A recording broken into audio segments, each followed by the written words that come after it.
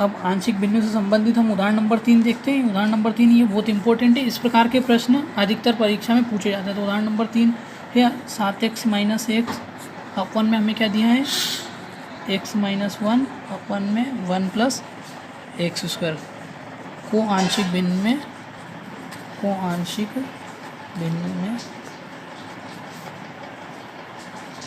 परिवर्तित कीजिए। तो इस प्रकार के प्रश्न अधिकतर पूछे जाते हैं। तो इस प्रकार के प्रश्न को जब हम हल करेंगे तो किस प्रकार से हल करेंगे 7x माइनस एक बटे क्या है x माइनस 1 प्लस एक्स वर्ग। ठीक, तो इसको हम मानेंगे a अपन में x माइनस 1।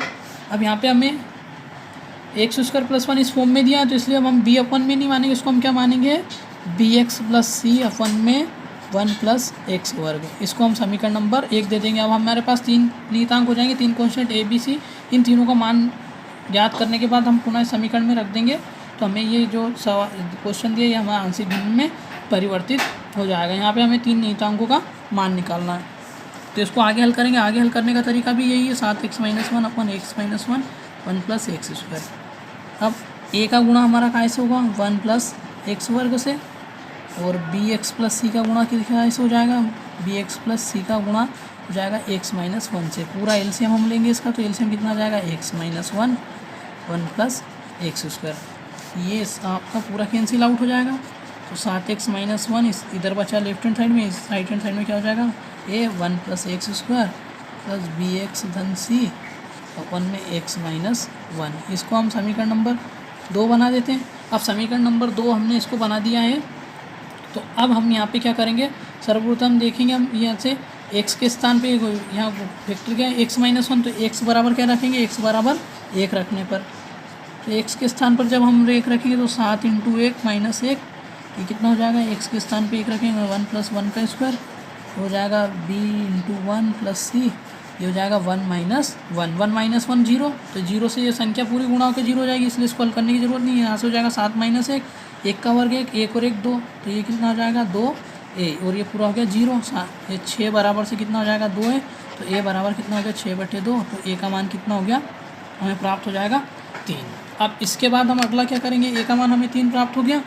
अब इसको हम क्या करते हैं, अब x के साथ कोई गुणांक नहीं है, जो x का अन्य कोई मान रख दें हम, तो हम अगला इसको क्या करते हैं, इसका यहाँ पे हम x के स्थान पे अगला क्या कर देते हैं, x के स्थान पे हम क्या रख देते हैं 0।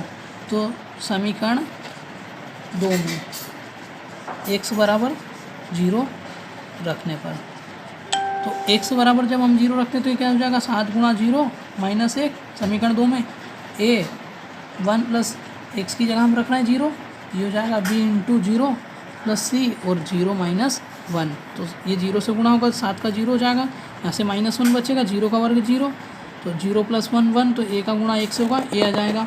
अब यहाँ पे b का गुणा 0 से होगा 0, तो c का गुणा कैसे हो जाएगा माइनस 1 से, तो माइनस 1 बराबर क्या हो जाएगा a माइनस 1 का गुणा माइनस 1 का c से होगा, तो प्लस माइनस माइनस हो जाएगा माइनस c। अब हमें a का मान प्राप्त हो चुका है, a का मान कितना है 3, तो a के स्थान पर हम कितना रख देंगे 3, तो 3 माइनस c। अब ये क्या हो जाएगा माइनस, ये 3 इस साइड सीधे हाथ से उल्टे हाथ की तरफ आएगा तो ऋण का हो जाएगा माइनस c, माइनस का कितना हो जाएगा -4 बराबर माइनस c, माइनस से माइनस कैंसिल, तो c का मान हमें क्या हो गया प्राप्त 4। अब हमें एक और मान प्राप्त यहाँ पे करना है b का, तो b का मान प्राप्त करने के लिए हम पुनः क्या लेंगे, पुनः समीकरण 2 से, पुनः समीकरण 2 से। तो समीकरण 2 को पुनः आगे हल करेंगे, तो समीकरण 2 हमारी क्या है 7x माइनस 1 बराबर क्या है a into 1 plus x square, तो इसका गुणा कर देंगे हम, a का 1 से करेंगे a का एक्स स्क्वायर से ax स्क्वायर प्लस, अब यहाँ पे हम देखिए यहाँ पे गुणा कर रहे हैं, a का 1 से करा a का एक्स स्क्वायर से एक्स स्क्वायर। अब bx का x से करेंगे हो जाएगा bx स्क्वायर, फिर bx का -1 से होगा तो माइनस bx, फिर c का करेंगे हम गुणा प्लस का c का, तो c का x से करेंगे cx और c का -1 से करेंगे माइनस c, तो कितना हो जाएगा 7x माइनस 1।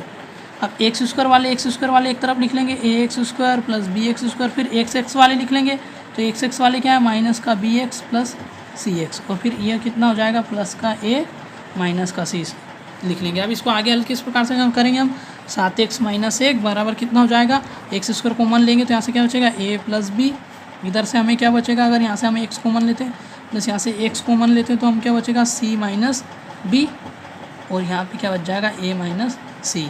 अब इसको हम यहाँ पे एक्स स्क्वायर यहाँ पे नहीं है तो इसको ऐसा लिख सकते हैं 0 into x square plus 7x minus 1 और ये हो जाएगा एक्स स्क्वायर ब्रैकेट में a plus b plus x into क्या हो जाएगा ब्रैकेट में c माइनस बी और अंततः क्या हो जाएगा a माइनस सी। इसको समीकरण नंबर 3 दे देंगे। अब समीकरण 3 के क्या दोनों पक्षों में x के गुणांकों की तुलना करेंगे। समीकरण 3 के दोनों पक्षों में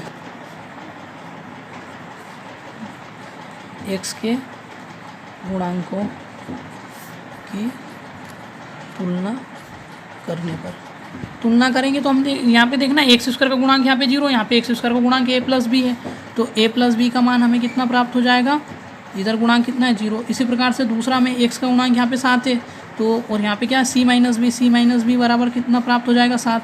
और यहाँ पे ये जो है कॉन्स्टेंट टर्म हमारी यहाँ पे a माइनस सी, यहाँ पे कॉन्स्टेंट टर्म माइनस 1 है तो a माइनस सी का मान कितना हो जाएगा -1।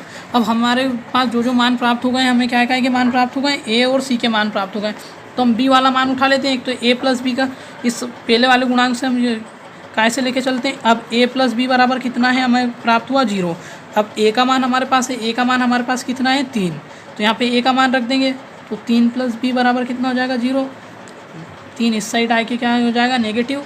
बाकी अन्य गुणांकों को हमें हल करने की इसलिए आवश्यकता नहीं है क्योंकि a और c के मान हमें प्राप्त हो चुके हैं, बस b का मान हमें प्राप्त करना था। तो b वाली जो दो समीकरण बनी है एक तो ये एक ये, इन दोनों में से किसी भी एक को लेके हम हल कर सकते हैं। तो b का मान हो गया हमें -3 प्राप्त हो गया। तो a b c तीनों के मान प्राप्त होगा। अब समीकरण 1 में a b तथा c के मान रख देते हैं। c के मान रखने पर समीकरण 1 2 3 में हम c का मान a b c के मान रखते हैं। तो समीकरण 1 क्या है हमारी 7x माइनस 1 अपन में क्या है x माइनस 1 अपन 1 प्लस एक्स स्क्वायर।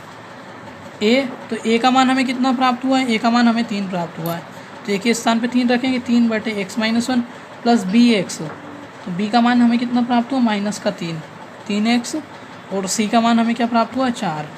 इसके बटे में कितना है हमें 1 प्लस एक्स वर्ग। इसको हम आगे हल कर देंगे तो 7x माइनस 1 अपन क्या हो जाएगा x minus 1 1 plus x square.